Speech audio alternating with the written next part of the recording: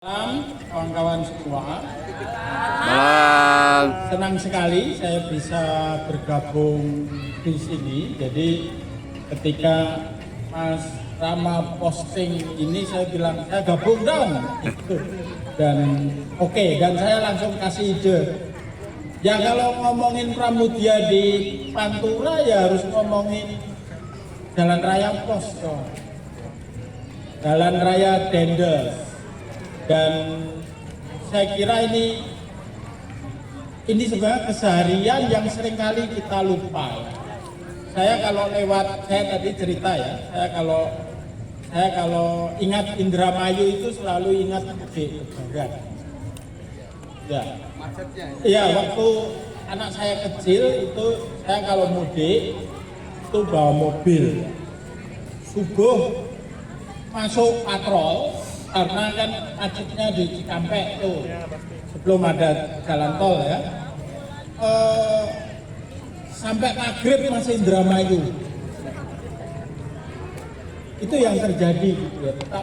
Tuasnya di situ, dan itu setiap tahun terjadi, dan itu semacam ritual, dan yang kemudian saya pernah tergelitik menyigi soal ini karena misalnya ini orang pengguna jalan ini itu sangat dimanjakan karena setiap menjelang lebaran jalannya pasti dirasin. Dan saya pernah kerja di sebuah lembaga yang bekerja untuk memantau dana pembangunan. Korupsinya besar sekali. Korupsi pembangunan jalan atau perbaikan jalan Pantura itu setiap tahun besar sekali. Dan itu kayak proyek abadi gitu ya. Baru selesai, kemudian dibiarin ya setelah ada Trans Jawa itu. Nah, itulah yang kemudian menggelitik saya untuk membaca ulang lagi karya Pramudia. Ini sebenarnya karya non-fiksi ya, bukan karya fiksi. Ini adalah rajutan sebenarnya sejarah-sejarah yang dibuat oleh Pramudia merunut rute jalan Raya Pos yang dibuat oleh Dendels. Sampai sekarang kita juga jarang sekali ada studi-studi sejarah itu yang mengulik secara lengkap pembangunan Jalan Raya Pos ini. Ya hanya dibilang aja bahwa Dendels berkuasa di sini, dia adalah gubernur jenderal, sebenarnya dia adalah proksinya Raffles dan dia membangun Jalan Raya Dendels, Anyar Panarukan. Selesai di situ, tapi tidak pernah melihat apa yang ada di balik pembangunan itu. Nah, Pramudia sangat detail sekali merunut ini. Jadi isi buku ini sebenarnya kita menikmati rute-rute yang ada ya di dalam, atau rute-rute yang dibangun oleh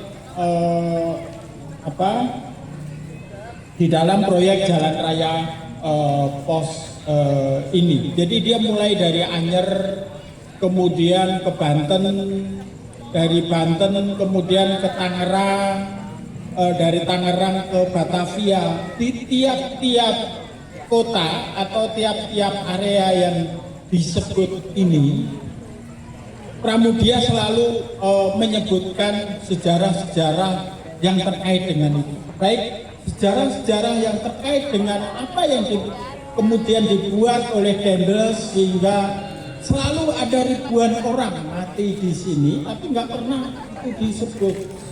Tetapi juga pengalaman-pengalaman personal Pramudia. Kalau dia bicara agak banyak tentang Batavia. Dia bicara agak banyak tentang Batavia karena dia cerita tentang bagaimana dia di penjara Bukit Duri yang itu melahirkan beberapa karya-karyanya, keluarga gerilya, kemudian senja di Jakarta atau hal-hal yang lain. Tapi dia juga cerita tentang sejarah-sejarah, misalnya sejarah-sejarah masa lalunya, sejarah-sejarah tentang penundukan sebenarnya ya, sejarah tentang penundukan atau sebenarnya sejarah kekalahan-kekalahan dari kerajaan-kerajaan yang ada di pedalaman atau kerajaan-kerajaan atau pusat-pusat kekuasaan yang sudah melupakan kekuatan maritim. Yang kemudian sebenarnya itu kita bisa baca lebih lengkapnya di Arus Balik. Di Batavia dia cerita tentang penyerbuan, mengapa kemudian Sultan Agung gagal di dalam penyerbuan ke Batavia, di mana misalnya wilayah-wilayah juga mulai Indramayu, Subang, kemudian Karawang itu kan diimajinasikan oleh Sultan Agung waktu itu sebenarnya sebagai sumber logistiknya.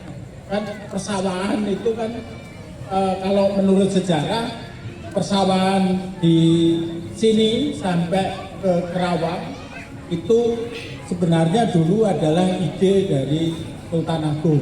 Sehingga banyak ya mengapa banyak orang-orang Indramayu sampai Subang juga Cirebon itu ada kultur, ada bahasa Jawa juga, pengguna bahasa Jawa juga. Nah itu juga diceritakan secara secara kronologis juga oleh Pramudia. Kemudian, memang seringkali ada salah paham bahwa jalan raya Anyer Panarukan itu yang ngurus semua Pantura itu. Ternyata tidak. Jadi dari Jakarta atau dari Batavia itu dia belok ke kanan, pertama melewati Depok dulu. Nah di Depok dia cerita tentang bahwa sebenarnya Depok itu dulu adalah daerah otonom karena di situ ada namanya Calestin ya. Saya kira kemarin juga Bang DJ Rizal lebih banyak tentang itu, dan Depok itu adalah wilayah di mana perbudakan sudah nggak boleh ada di situ. Jadi ada tokoh yang pikirannya sudah liberal, ada tokoh abolisionis ya, tokoh pembebas Buddha, bahwa tidak boleh lagi ada perbudakan di sini, di Depok, seperti itu. Nah, kalau dalam imajinasi banyak orang, seharusnya Depok itu republik sendiri. Tapi kemudian ada peristiwa namanya Gedoran Depok, berbareng sebenarnya dengan peristiwa 3 daerah, berbareng dengan gerakan anti suap raja, berbareng dengan revolusi sosial di Sumatera Utara, di mana kemudian hal-hal yang berbau kolonial itu kemudian diruntuhkan, hal-hal yang berbau feodal itu diruntuhkan. Kemudian dia bercerita tentang itu ya, kalau di Depok. Kemudian maju lagi ke Buitenzorg, dia bilang Buitenzorg, Bogor. Buitenzorg saya kira kan kalau teman-teman baca Bumi Manusia itu tentu tahu ya, itu tempat peristirahatan karena sejuknya, karena di situ ada kebun raya yang waktu itu koleksinya paling lengkap sedunia. Seperti itu. Nah kemudian lanjut memang sampai Cianjur, kemudian ke Bandung, ya Padalarang, terus Bandung, terus Sumedang. Nah beloknya itu Karangsambung. Jadi dia nggak lewat jalan raya pos ini, dari Karangsambung baru sampai ke Cirebon, seperti itu. Jadi itu yang perjalanan itu, dan cerita yang pada setiap sisi itu, setiap kota atau setiap area yang ditulis oleh Pram akan digambarkan sejarahnya. Nah, yang menarik dia cerita tentang Cirebon. Tentang Cirebon itu cerita tentang dia waktu menjadi kurir. Jadi dia waktu menjadi kurir, waktu itu kan askar banyak sekali, dan jangan bayangkan para pejuang Indonesia itu solid waktu itu. Semua saling curiga. Laskar-laskar itu saling curiga, tapi dia menjadi kurir, ditugaskan di mana untuk menemui seorang perwira di Cirebon. Dia diminta kemudian menginap ya. Di tempat itu nggak ada lampu, sementara dia harus buang air besar gitu. Gelap, ditunjukin suatu tempat seperti itu, dia kira itu kakus gitu ya, WC gitu ya, kakus itu. Kemudian dia beol aja ya, BAB gitu. Kok suaranya nyaring sekali, ting, ting, ternyata itu kendil. Kalau di sini ya. Oh enggak, yang kuningan itu ya. Kendil kalau orang, tapi yang dari logam itu. Mungkin. Ya pokoknya panci lah. Panci itu. Ya, karena gelap tapi bunyi gitu, karena kosong kan, dong gitu. Iya. dan dia dia merasa bersalah ya waktu itu. Nah kemudian itu langsung masuk perjalanan ke situ. Jadi singkat cerita, dia selalu bercerita bahwa di wilayah-wilayah ini betapa korupsi itu terjadi. Itu yang nggak pernah dituliskan oleh sejarawan-sejarawan untuk melihat betapa kita harusnya punya audit berapa kerugian kita waktu kita dijajah oleh Belanda. Tapi sebaliknya, karena di konferensi meja bundar, Indonesia lah yang harus bayar rampasan perang. Itu aneh sekali. Jadi dia kemudian Jalan Raya Pos itu sampai ke Surabaya, Banyuwangi. Nah, yang menarik saya kira di perjalanan Pantura mulai Kudus, kemudian Tuban sampai Gresik itu ya kita seperti membaca ringkasan dari novel harus balik Pramudia di situ. Kemudian juga sampai ke Panarukan, itu isi buku ini. Tapi apakah relevansi cerita Pramudia tentang Jalan Raya Pos, Jalan Dedes untuk kekinian, apalagi untuk Indramayu?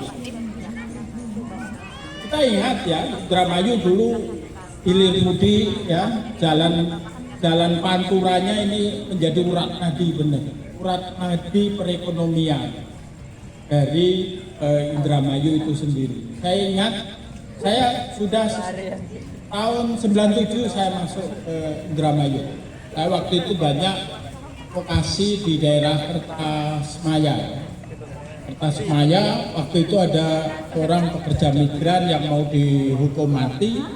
Saya vokasi ke situ, hilir mudik seperti itu. Dan saya lihat betapa Pantura itu menjadi urat nadi dari perekonomian Indramayu ini, baik mobilitas manusia maupun mobilitas komoditi seperti itu.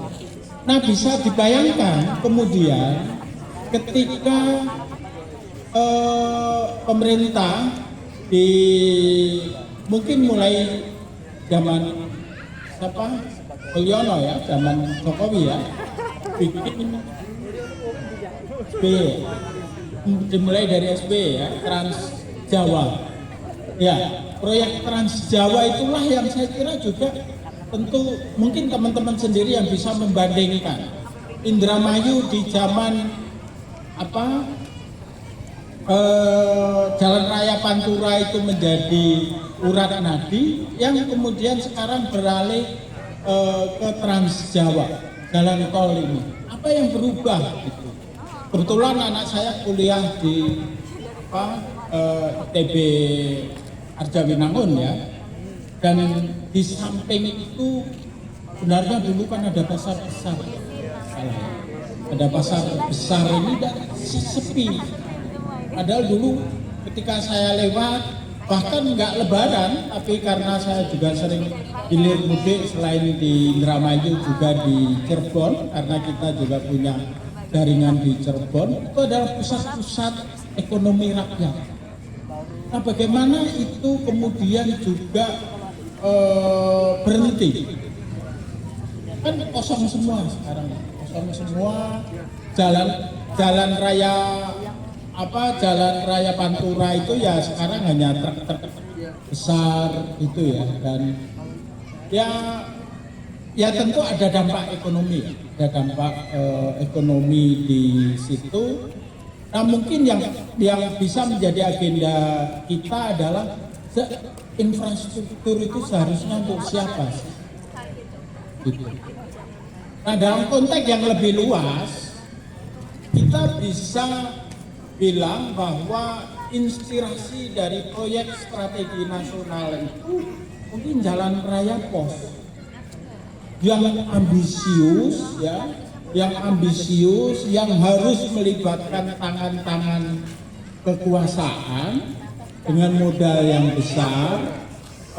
Untuk memastikan itu jalan juga harus menggunakan aparat-aparat, baik aparat koersif maupun aparat birokrasi lokal. Dan apa yang terjadi di situ? Korupsi, eksploitasi, praktek-praktek perbudakan di situ. Nah, saya berhenti di situ sembari untuk bicara soal Pramudia, tapi saya akan bicara mengapa wilayah-wilayah di Pantura ini adalah wilayah-wilayah basis dari pekerja migran. Indramayu itu peringkatnya pertama, juara 1 ya Mas.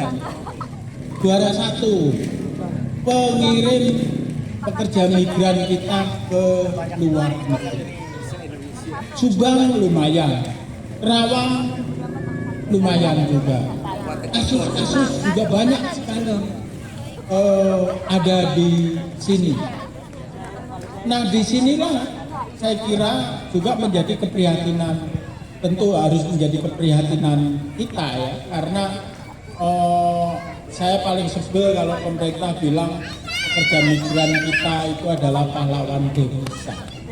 Karena itu sebenarnya hanya merupakan mantra yang diembus-embuskan oleh negara yang ngiler pada uang yang dikirimkan oleh pekerja migran. Saya kira di dalam konteks itu Pramudia juga melihat bahwa ya dibutuhkan negara itu hanya keringat dari budak, atau kalau di sini keringat dari pekerja migran itu sendiri. Jadi ternyata hasil dari apa dulu pembangunan jalan apakah misalnya ya, mungkin ini agenda juga dari teman-teman juga bisa melakukan audit mudarat atau manfaat dari jalan raya Trans Jawa ini. Atau dulu juga misalnya jalan arteri dari Pantura itu. Saya kira itu dulu kita